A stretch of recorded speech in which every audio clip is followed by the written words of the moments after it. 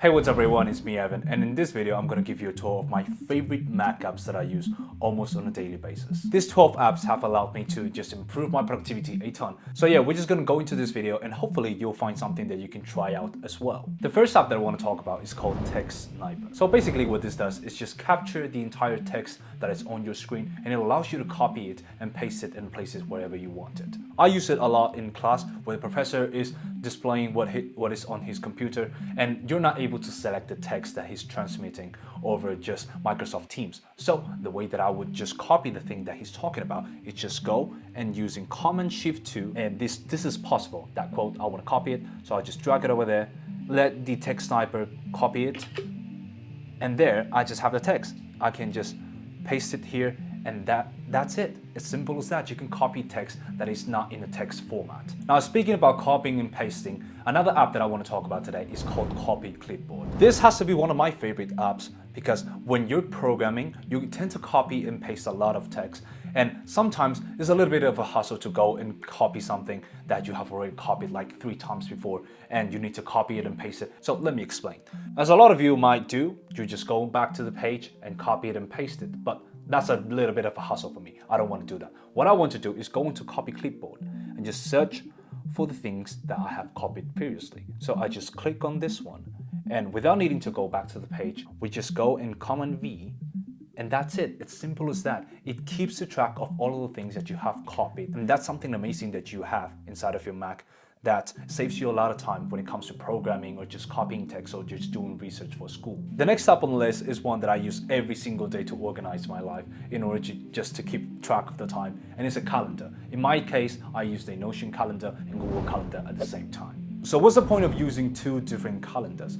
Okay, I don't even know that myself. But the way I use it is that Google Calendar, I use it in order just to put inputs on my calendar so that every single time that I have a birthday or something important is coming up, I have the notification coming through my phone or through my mail. This way, I just make sure that thing I don't miss. But Notion Calendar is very, very useful in cases where I need to put inputs into my Notion. So let's say that I have an exam coming up in my class called Databases, and we just go into it, and I just type in here, I don't know, database basis exam, and I want to add a deadline to this, and let's say that it's tomorrow. So this way, if I click on this, I have that it is to do or in progress or complete. So this way, I just put it here, I type in all of the things that I want, and then I'll have it inside of my calendar, inside of my Notion calendar. I just refresh the page, and there you have it. On the top of my Saturday, 24th of February, I have the databases exam. And this shows inside of this calendar and not in Google Calendar. So this is the main reason why I use this app. Now that we have talked about Notion Calendar, why don't we talk about Notion? Because you all know how much I like Notion. For those of you who are long-term subscribers, you will already know that I started making Notion tutorials just because I love Notion that much. So I just keep track of my entire life inside of Notion. My projects, my just academic life, my personal life, everything is inside of Notion. And it's natural for it to be one of my favorite apps that I use every single day. And if you want to know about how I'm using Notion to organize my life nowadays, you can watch a video that I'm going to be posting like a week after this. So it'll be a card right here that you can watch. So I'm going to make you a little bit of an overview of what I'm using it for. And you can see that I have my 5 classes here that I'm attending right now on this semester, as well as the calendar view of all of the tasks that I have upcoming. As you can see, it's pretty empty because we are just starting the semester, so there's not many tasks that I have at hand right now. And there's a progress bar that you can see, and we can go into any of our classes like the database class and whatever. And my uni just divides the classes into theory and practical lessons that you need to take. And in here, I have divided it in that way, like the theory and just the practice classes, if you want to call it that. And inside of each of those, I just have the notes that I take on any of my classes. Another app that I love so much and has saved me a lot of time is called Magnet. I got my first Magnet when I was 14 years old, and I remember that one of the things that I missed the most about Windows, it was the fact that you could just click on the Windows button and the arrows and you can move the pages that you had so that you can fit 2 pages inside of one window. You can do this in Mac, but you will have to just click on this thing, drag it to the side, and drag the other app, and you cannot change them, or it's very inconvenient for you to do it. So it's not really something that I enjoyed doing like 60 times a day. And with Magnet, I'm able to do exactly that. I'm able to go into any page that I want and just hit Control Option left arrow, and then this other page of Safari, Control Option right arrow, and there I have it. I have 2 pages in the same window just by the click of just 4 buttons, 3 buttons, and that's it. As simple as that. And coming up to the second part of this video, I wanted to talk about the apps that I use in order to create content, in order to just express my creativity in a way that is tangible for you to see. So the very first app that I'm going to talk about is called Arc. Arc is a browser that you can use in several different workspaces. For those of you who are in school right now or are at work, you will have an account just for that thing alone, just for your school, just for work and things like that.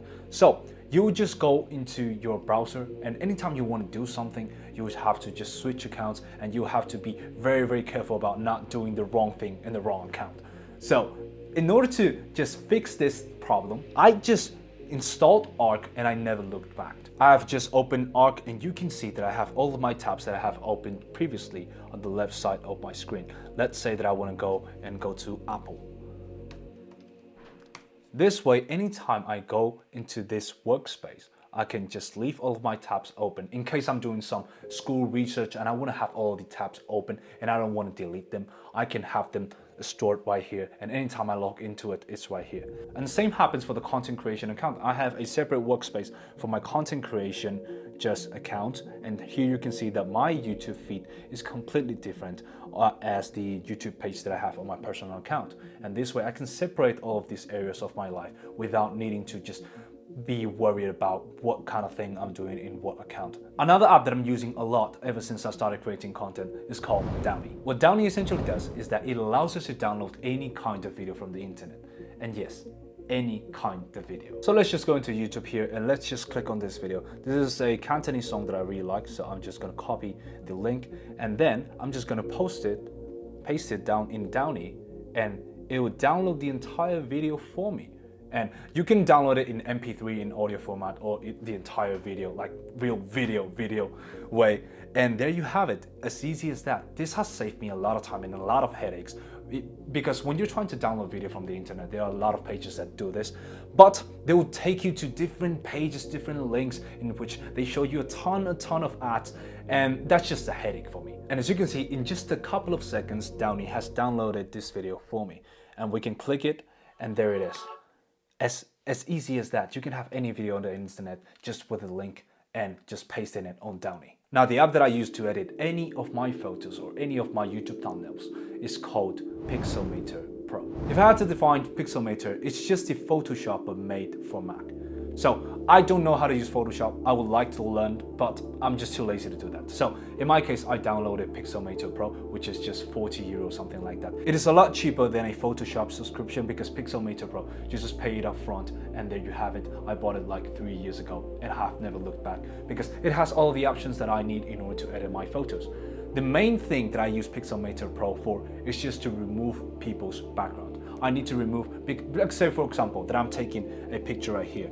Let's say I want to download, I don't know, Jack Sparrow. Let's say this one, I like this one. Download it, we're gonna create a new document. I'm just gonna drag the Jack Sparrow image right here. I'm just gonna hit a click right here and I'm just gonna click on remove background. And there you have it. This is how easy it is to remove people's background inside of PixelM Pro. And when it comes to designing YouTube thumbnails and any sort of thing, the app that I like to use the most is called Figma. Figma is the app that I use for basically anything. And I think this is one of the best apps that you can learn how to use in 2024, like Figma or any sort of just design program that is out there on the market. Because if you learn how to use a design program this way, you can just reflect anything on your mind, any of your creative stuff inside of just paper. Well, not paper, just a computer screen. This way you can transmit that information for other people to see. I remember that for one of my classes, my teachers needed me to create a website. None of my friends have ever thought of just designing the website up front and then just converting it into just HTML and CSS. So I just designed the entire website just inside of here, inside of Figma, and I knew exactly what I wanted. I knew exactly what I wanted inside of my head. So I just put it into just a physical way of looking at it inside of Figma.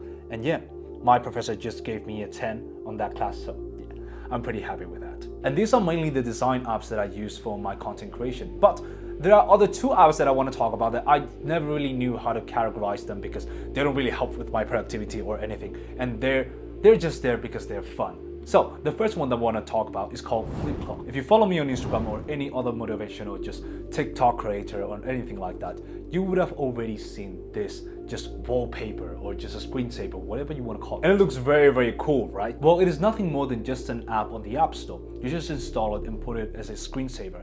And this activates every single time that I'm away from my computer for like more than 3 minutes. And it also looks very, very good for the videos and it's very, very aesthetic. So that's a plus point for me. And the next app I think is one that every single one of you must download ASAP.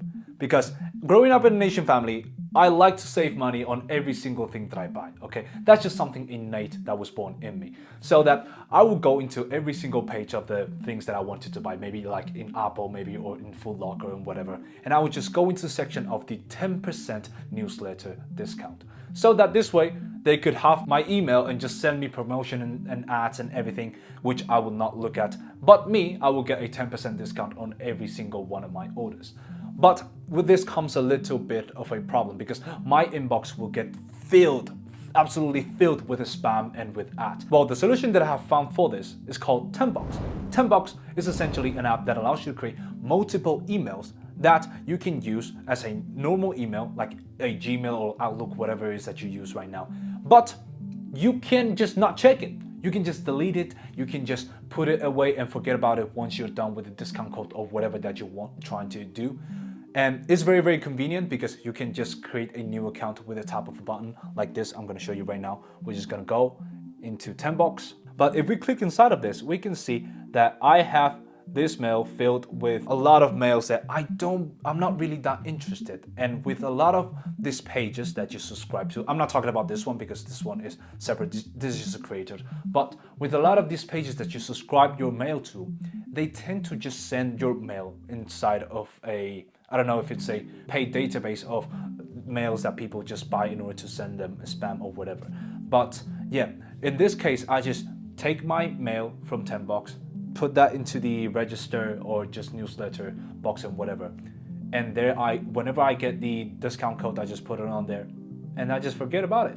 And if I want to, I just delete the account and whatever. And that's it, as simple as that. And I don't need to worry no more about just getting inside of my mail inbox and being filled with ads and with promotions that I don't really care about. So yeah, that was all for today's video. If you like this, please like and subscribe. And as always, stay patient because your prophecy is unfolding. I'll see you in the next one.